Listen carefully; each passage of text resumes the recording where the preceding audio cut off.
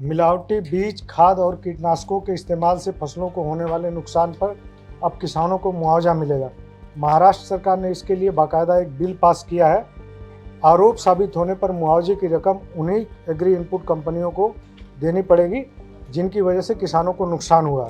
अगर 1 महीने के भीतर मुआवजे की रकम नहीं दी गई तो पीड़ित किसानों को सालाना 12% की दर से ब्याज भी दिया जाएगा। किसानों को इस बिल से बड़ी राहत मिली है, लेकिन बीज, खाद और कीटनाशक बनाने वाली कंपनियों के होश उड़े हुए हैं, क्योंकि उनको अब मुआवजे की रकम देनी पड़ेगी। ऐसे मामले और राज्यों में भी हैं। उम्मीद है कि और राज्य भी इस पर अब इस तरह के कानून बनाएंगे। दोस्तों नमस्कार, मैं हूं ओम प्रकाश और आप देख रहे हैं किसान तक। महाराष्ट्र में नकली बीज, खाद और कीटनाशकों की बढ़ती शिकायतों के बीच सरकार ने एक अहम फैसला लिया है, जिसके तहत ये एक विधेयक पेश किया गया है, जिसमें खराब एग्रीकल्चर इनपुट बेचने वाले कंपनियों, डीलरों और दुकानदारों पर शिकंजा कसा जाएगा।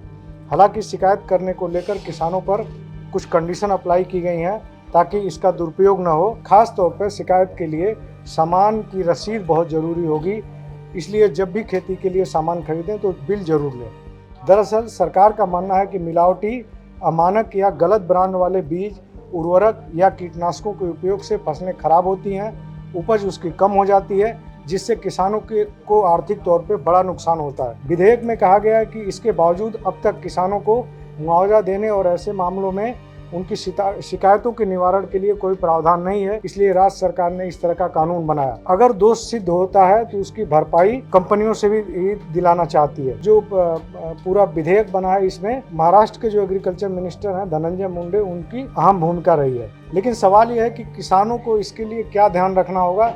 इसके लिए सबसे जो जरूरी बात है वो ये है कि जब भी आप खाद, बीज या कीटनाशक खरीद रहे हैं तो बिल जरूर लें, ताकि कंपनी के खिलाफ एक आधार तैयार हो सके। अगर बिल नहीं रहेगा तो आप उस पर केस नहीं कर पाएंगे, आपके पास मुआवजे का कोई आधार नहीं होगा। अगर बीज का खराब अंकुरण हुआ है तो बुआई के 20 दिन के बाद आपको शिकायत दाखिल करनी होगी। अगर किसी कंपनी का आपने बीज लिया है और जितना जर्मिनेशन उसमें दावा किया गया है उतना जर्मिनेशन नहीं हुआ तो आपको 20 दिन के अंदर शिकायत दाखिल करनी होगी। कोई बीज उत्पादक अगर कोई दावा करता है, उस दावे के विरुद्ध अगर कोई बीमारी लगती है उस फसल में, तो आप जिस दिन बीमारी को नोटिस कर रहे हैं उसके 48 घंटे के भीतर आपको अपनी शिकायत दर्ज करवानी होगी। इसी तरह से अगर खाद के मामले में फाइटोटॉक्सिसिटी जो होती है उसकी कोई घटना आती है, जो खास तौर पे जिसको हम पादप विषाक्तता कहते हैं, अगर इस तरह का कोई मामला है तो उसमें भी 48 घंटे के भीतर आपको शिकायत दर्ज करानी होगी। और कीटनाशकों के मामले में अगर स्प्रे करने के 48 घंटे के आसपास में अगर बीमारियों की रोकथाम पे कोई नहीं दिखाई देती है, कोई कंट्रोल नहीं दिखाई देता है, तो उसकी भी शिकायत दर्ज की जा सकती है। लेकिन शिकायत पर सरकार क्या करेगी, कैसे काम करेगी, इसको भी समझने की ज़रूरत है। आपने अगर कोई शिकायत की, उसका वैलिड आधार है, उसके लिए आपके पास बिल है और तमाम तथ्य हैं, तो शिकायत के बाद तुरंत तालुका जो कृषि अधिकारी होगा जांच के लिए एक समिति भेजेगा जो फसल नुकसान का आकलन करेगी कि फसल का नुकसान कितना हुआ। इस समिति में कम से कम ब्लॉक लेवल से ऊपर का कृषि अधिकारी और जो आसपास का जो कृषि विश्वविद्यालय होगा या केवीके होगा उसके अधिकारी शामिल होंगे।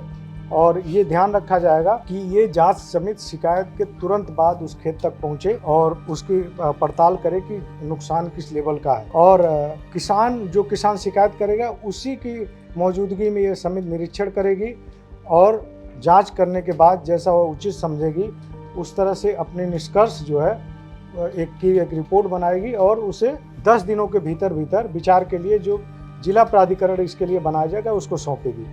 लेकिन खास तौर पे बात ये ध्यान रखी जाएगी कि जब भी ये समिति जाए वहाँ पे खेत में तो किसान मौजूद रहे। जिला प्राधिकरण जो होगा उसके पास जो है इस पूरे मामले पे विचार करने की वो पावर है और वो निर्माता को जो भी वो खाद, बीज या पेस्टिसाइड निर्माता है या विक्रेता है उसको तलब करने की पावर होगी और वो तलब करेगा और 30 दिन के भीतर वो जो भी फैसला देगा उसमें 30 दिन के भीतर मुआवजा तय होगा कि मुआवजा ये मिलेगा किसान को, जो पीड़ित किसान है।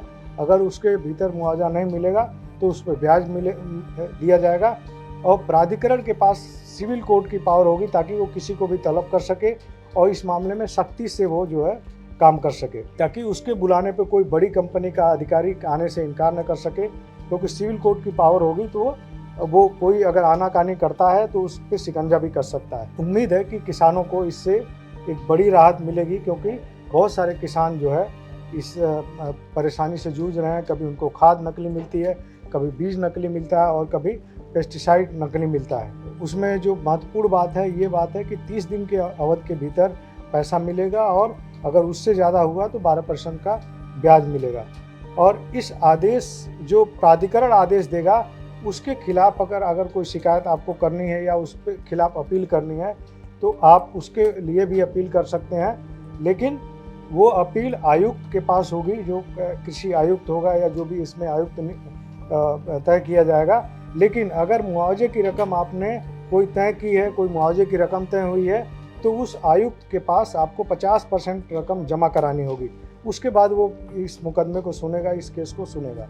तो इसमें दोनों तरफ से ये कोशिश की गई है कि किसान इसका दुरुपयोग न करे और अगर किसानों का नुकसान हो रहा है तो उसमें किसानों को मुआवजा मिल जाए। उम्मीद है कि आने वाले दिनों में कि इस तरह की और जो राज्य हैं, जैसे जो बड़े जहाँ पे बड़ा कृषि का काम होता है, मध्य प्रदेश है, राजस्थान है, उत्तर प्रदेश है, बिहार है, उनमें भी इस तरह के कानून आ सकते हैं इसके तर्ज पे। तो इस तरह की और खबरों को देखने के लिए बने रहिए किसान तक के साथ। धन्यवाद। अगर ये वीडियो आपको पसंद आया है तो इसे लाइक जरूर करें। अगर चैनल अभी तक सब्सक्राइब नहीं किया है तो कर लें और नोटिफिकेशन पाने के लिए बेल आइकन भी दबा दें।